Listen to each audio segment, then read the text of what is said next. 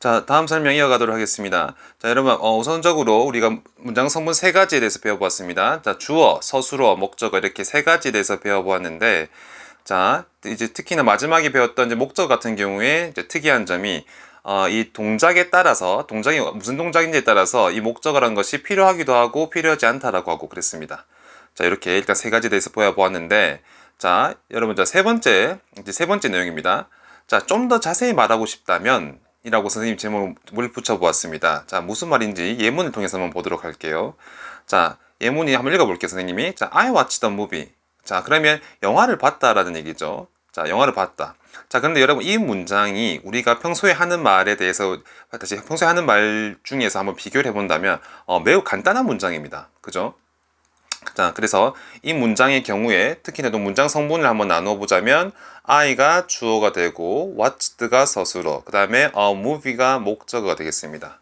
자, 근데 이 간단한 문장을 우리는 경우에 따라서 듣는 사람이 좀 더 알고 싶어 할 만한 내용을 추가해서 말을 해줄 수가 있습니다. 그렇겠죠? 이제 뭐, 난 영화를 봤다. 이렇게만 짧게 말할 수도 있지만 경우에 따라서 이제 듣는 사람이 이제 이것만 들으면 조금 궁금해할 수도 있을 것 같아. 라고 하는 부분을 아니면 뭐 상대방이 궁금해하진 않더라도 말하는 사람 본인이 나 이런 내용을 말하고 싶다라고 했을 때 좀 더 보충해서 말을 해줄 수가 있겠죠. 자, 그러면 듣는 사람 입장에서 이 궁금할 수 있는 것은 무엇이 있을까요? 듣는 사람 입장에서 궁금한 것. 자, 나는 영화를 봤다라고 하면 자, 여러분 한번 생각해 보세요.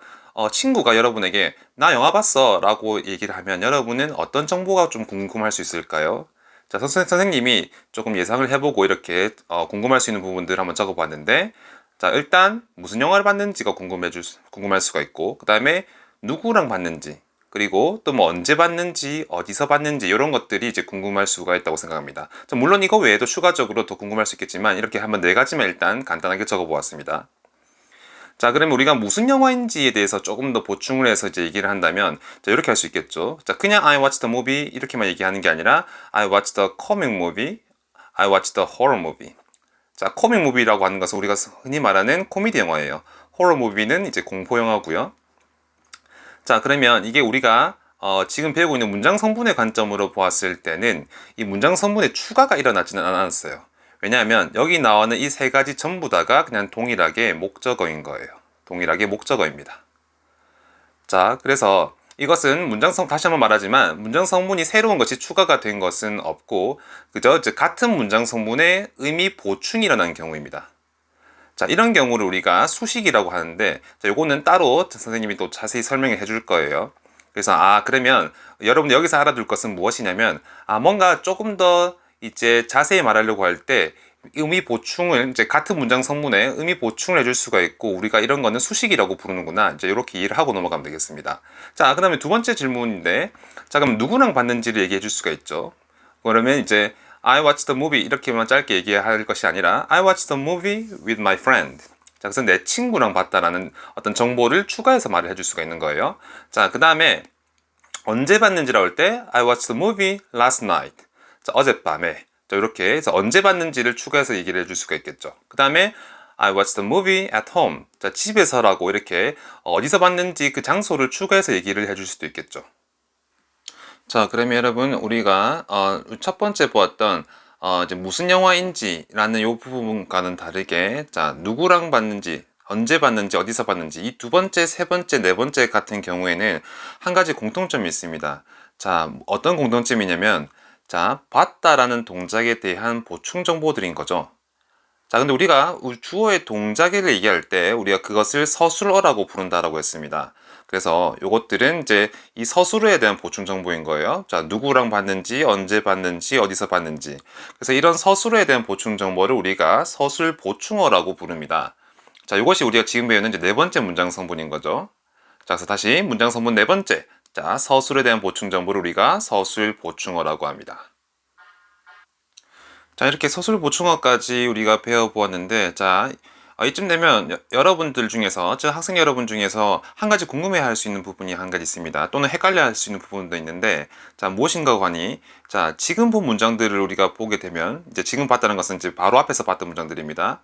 자, 이렇게 이제 서술 보충어들이 쓰여 있는 경우들을 보았을 때, 이제 앞에 목적어가 있는 상황이었죠. 자, 그러다 보니까 학생 여러분들 중에서 헷갈려할 수 있는 부분이, 그 선생님, 서술 보충어는 목적어 뒤에 나와야 하는 건가요? 자, 이렇게 이제 생각을 할 수가 있는데, 자, 여러분 대답은 뭐냐면, 자, 목적어 없이도 서술 보충을 사용하는 것이 아무런 문제가 없습니다.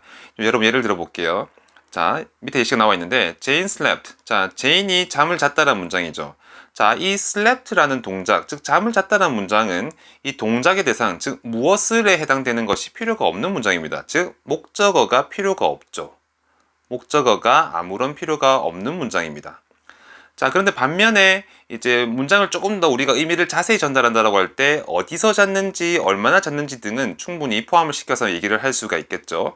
그래서 예를 들어서 Jane slept on the floor. 그래서 바닥에서 잤다. Jane slept all day. 하루 종일 잤다. 이렇게 해서 어디서 잤는지, 얼마나 잤는지 이런 서술 보충어들을 포함을 시켜서 얘기를 할 수도 있습니다. 또는 Jane slept on the floor all day 라고 해서 제인은 하루 종일 바닥에서 잤다라고 해서 이렇게 서술 보충어가 하나, 둘 이렇게 두 개가 들어갈 수도 있는 거죠. 네, 그렇습니다. 자, 그래서 우리가 여기까지 이제 문장 성문들에 대해서 이제 배워보았는데, 자, 지금 여러분 이제 한번 개념 정리를 한번 해볼게요. 자, 문장 성문이라고 하는 것은 문장을 이루는 단어들의 소그룹입니다. 자, 거기는 이제 네 가지가 있었는데, 첫 번째 이제 주어가 있었고, 두 번째 서술어, 세 번째 목적어, 네 번째 서술 보충어가 있었습니다. 자, 개념을 다시 한번 정리해 볼까요? 주어라고 하는 것은 문장의 주인공이었죠. 그리고 서술어라고 하는 것은 주인공의 동작이나 상태를 설명해 주는 부분이었습니다. 자, 근데 여기서는 이제 단어 중에서 동사를 포함하게 되어 있다고 그랬죠. 자, 세 번째는 동작의 대상이었습니다. 자, 근데 이 동작의 대상은 특징이 뭐가 있었냐면, 자, 동작에 따라서 필요할 수도 있고 필요하지 않을 수도 있다라는 부분이었고요. 자, 그 다음에 자, 서술 보충어라고 하는 것. 자, 이것은 동작에 대한 다른 보충 정보였어요. 예를 들어서 뭐 동작의 방법, 어떻게 했는지, 뭐 위치, 어디서 하는지, 시간, 언제 하는지, 이유, 왜 하는지, 자, 등등 이런 것들이 자, 서술 보충어에 해당이 되겠습니다.